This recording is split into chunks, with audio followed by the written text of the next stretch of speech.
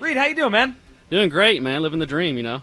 So I'm curious. Who came up with the name Exciting Whites? I kind of like that too. I like white wine. The city of Philadelphia. They came up with the name. They came up with it. I think it's been around when I first got here because I've seen the picture. It's the wine selection. Yeah. Yes. You know. Yeah. And Well, so, he was a big wine guy. Yeah, Yeah, I like the whites. So I like it's the white Exciting wines. Whites, and then obviously when Coop started playing, they just took it and ran with it and started calling us the Exciting Whites. So.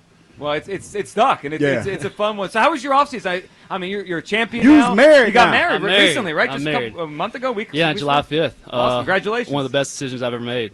Hopefully she's listening right now. You know. Yeah, get some brownie points. Well, shout out there. That's a good one. Shout out. But I'm sure the offseason was what now? How take us through? Was it different because of everything that went along with your Super Bowl champion? How close was it to your typical offseason, and also just the reality of you had a month extra of playing football? How was your offseason different this year than maybe in years past? I like to compare it to 22. A lot of us were here during that time. You kind of know, you learn from experience. Even though I didn't play a lot in 22, I kind of looked at the guys that were, that started in front of me, like Marcus Epps and them, and when they started training. And, you come home from here after the Super Bowl and you're sitting around and, obviously you got friends across the league and they've been training, and you're like, man, like, when do I go back? You're sitting there fighting with yourself, like, am I lazy? Am I not doing this right? But I think after the parade, I think a week or two, I started back, and it's just trying to get your body back in that routine. And once you start it, I mean, you can't let it go. So my question is this, because last year we talked to you, you were still fairly young, at the safety position. Now you're the vet. I know, it's you're crazy. like the OG in the room. So tell me, how has that changed for you in such a short period of time? I wouldn't say a lot of it has changed. I try to pride myself in just being myself and allowing the guys that are rookies to be able to be vocal and to be able to be themselves. This is not a hostile environment.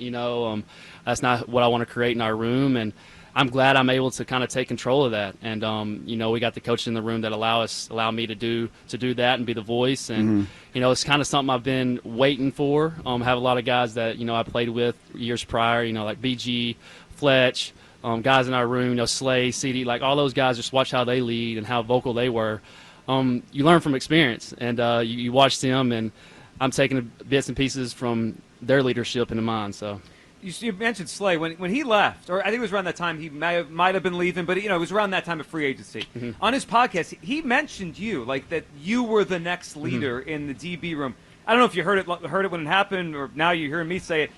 What does that mean to you? That Slay's one of those vets that everyone respects around the league. That right. he pointed you out as the next leader. It means a lot. Especially like I looked up to Slay a lot, especially when I was a rookie.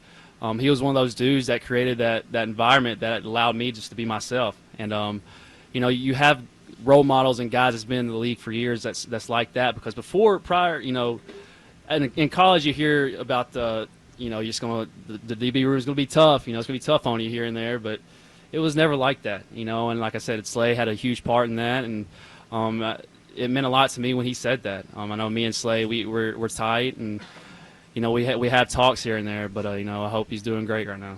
All right, take us through today. I mean, you guys It was hot, man. Full pads, hot, and you guys you had two out there 2 hours. Yeah. And I saw a couple of videos. I saw it when I was out there myself. Looked like you were delivering some thuds out there. What was it like to play some real football again with pads on? Oh, it's great. You can play the underwear Olympics all you want, but once the pads come on, it's different. It's real football. I know Saquon. He's one of those guys that you're going to hear a lot. He was talking to us a lot today, but yeah, it was one of those hot ones. I mean, that's training camp for you, and we say it's hot every year like this, but it is what it is. It builds character, So the other safety spot next to you, it feels like there's a lot of guys there that are trying to get their feet wet and trying to find their role. And I'm not sure if you're sure who's going to be lining up next to you game one against the Cowboys. How's that been going, trying to communicate and trying to understand where everyone is? Because you have to. Yeah, that's important for you to know where your other safety is right. next to you. How's that going as you try to learn them, they try to learn you? Yeah, I tell them that I'm not going to try and change a lot of who I am. I want them to be able to adapt to me, and like I said, I'm going to try and be as vocal as I can. I'm going to try to help them out on the back end, but at times, bullets start flying, it gets hot. It's hard for me to communicate across the field, and they're all doing a great job, man. And the best thing about it is they're asking the right questions. And, the rookies especially, they're asking the high-level questions. And we're much farther along than we were, in OTAs especially. Sydney's doing a great job. Drew's doing a great job. Like, everybody that's been rotating in has been doing a great job. And, it speaks volumes to our room and how we work together and how we compete together.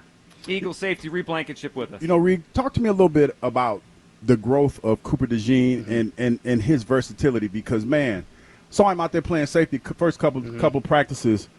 I mean, he's just a straight-out athlete. Yeah. Talk a little bit about him, man, and what he could potentially bring to the table. Yeah, he, like you said, he's a great athlete, and you want some of your best athletes on the field at all times. And it doesn't feel like he's in his second year. It feels like he's in his fifth or sixth year, and he's only 22. The sky's the limit for him, and he's already ranked in number 60 in the league. That speaks volume. That's great. But the good thing about it is he's very humble.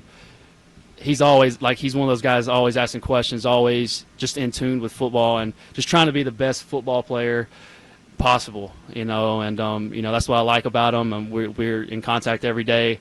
We work good off each other, and that's what you need. So. Is there something it feels like your interceptions in your career have been clutch interceptions, if that's even a thing that people talk about. Like, they seem like they happen at huge moments. The Saints game, Packers game, Commanders game a couple years ago, the one off of Rodgers to start your career in 22. Is there something about those moments where you kind of level up? Is it right place, right time? How have you been able to make those plays in big, less than 2 minutes to go in the game to kind of finish these wins here? Well, if you look back at it, especially go back to the Saints game, our D-line was in Derek Carr's face. It's hard to play quarterback when you got guys in your face like that. And, it started up front and then good coverage with everybody else. And then I was, like I said, right place, right time. And it's all about just knowing who you're playing with and knowing that the guys are going to get their job done, so I can just do mine and not have to worry. So this is year 2 under Vic Fangio. Has he added more? Because I know you have a lot of different pieces on defense. So there's that element of, hey, this is year 2 in the system, but also all these new guys are now around you. What's the defense like? Compare where you were a year ago to where you are now, understanding and all the stuff he's put in here. I think we're already on that, like I said, that PhD type level now. Me and Zach's having conversations that we were having later in the year, once we got more comfortable with the system, and we were having them in OTAs at the time. And it's just like we're starting to pick up different route concepts of how we can play this, how we can, disguise it a little bit better, be in the right place, right time. And, not just Zach, you got Cooper especially too. We're talking across the field when he's playing nickel onto the boundary, and, especially corners like Q's doing a great job. He's understanding the game. And once you got players like that to understand the game, the sky's the limit, so. Reed, was there a moment last year it started to click? You guys' first month of the season, it was choppy on defense, right? Then all of a sudden you come out of that bye, Cleveland, and it just started to roll. Was there a moment, because you've played on 2 great teams now in a few years in the league, was there a moment you started to say, hey, it's clicking a little bit here? I don't know. I feel like every game, you ask somebody else, they'll probably say some part in the season was clicking, but I feel like each game had its own challenges, and it just felt like we wanted to be as dominant as we could, and if we weren't, we just held ourselves accountable, and it just felt like we weren't playing up to par sometimes. And it's crazy to think because, we were ranked so high here and there, but it's just like we want to be better in a lot of those areas as we can. So. Well, by the end, you were dominant. What was it like to do that to the Chiefs? That had to feel. Yeah, I was about to ask you that. That had to feel special. It did because it's rare.